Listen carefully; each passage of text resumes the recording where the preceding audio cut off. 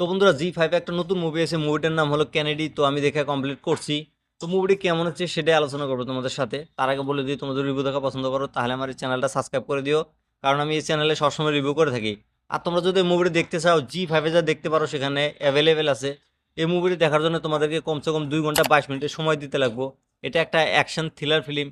তো এই মুভির কাহিনীর কথা যদি বলি, মুভির কাহিনীতে দেখানো হয়েছে উদয় শেট্টি নামের একটা এক্স পুলিশ অফিসার। সে মানে পাবলিকের নজরে আর কি মারা গেছে। সে এখন বর্তমান নাম চেঞ্জ করছে কেনেডি নামের। তো সে এখন একটা ট্যাক্সি ড্রাইভার। তো সে একটা সিরিয়াল কিলার।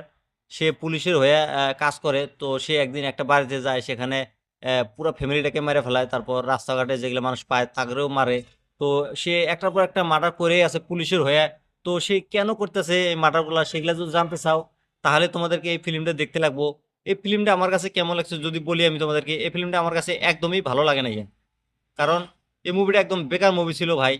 এই মুভির ডিরেক্টর হলো অনুরাগ কাশ্যপ। অনুরাগ কাশ্যপ এত সুন্দর একটা ডিরেক্টর, সে এটা কি মুভি বানাইছে ভাই! আমি মুভিটা দেখে আমি মাথায় হাত দিছি ভাই। এত মানে কি বলবো আর, এই মুভিটা দেখে একদম ঘাটিয়া লেভেলের মুভি ভাই।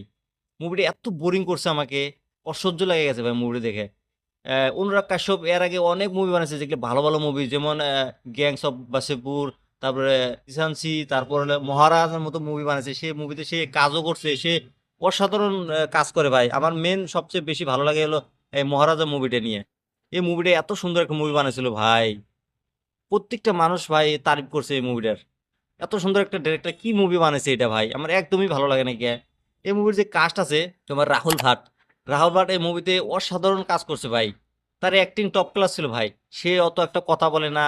তার যে তাকে যেভাবে মানে প্রেজেন্ট করছে এই মুভিটার ভিতরে মানতে লাগবো ভাই। সে যখন ডায়লগ করে না ভাই, ডায়লগ গুলো এত ভারী ভারী, এত সাউন্ড এলা, মানে ভয়ানক ভয়ানক ডায়লগ বলে ভাই। অসাধারণ কাজ করছে। তার ডায়লগ ডেলিভারি অসাধারণ ছিল। তার অ্যাক্টিং সব সময় টপ ক্লাস ছিল ভাই আগের থেকেই। এই মুভিতে সে অসাধারণ অ্যাক্টিং করছে ভাই। চুপচাপে থাকে, যখন কথা বলে ভাই ভারী ভারী আওয়াজে কথা বলে। সেই অ্যাক্টিংটা অসাধারণ ছিল তার। তারপর সানি লিওনি আছে, যে মানে চার্লির ভূমিকাতে দেখা গেছে সে মানে অত একটা অভিনয় ভালো হয় নাই কে।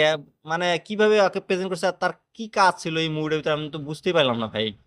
মাল খায়, পার্টি করে, এগুলা ওগুলা ঘুরে বেড়ায়, এগুলাই করে আর কি এই মুভিটার ভিতরে। তার কোনো মানে একটা জরুরি ক্যারেক্টার আমি এই মুভিটা দেখে বুঝতে পারিনি গিয়া।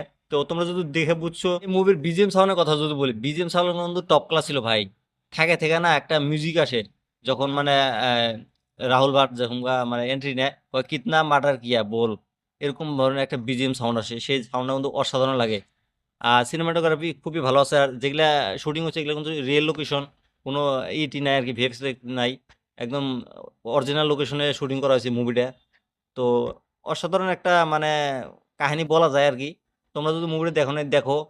মুভির রান টাইমটা বহুত বড় আছে, যদি 2 ঘন্টা বা 1 ঘন্টা 45 মিনিট করলে আরো বেশি ভালো হতো।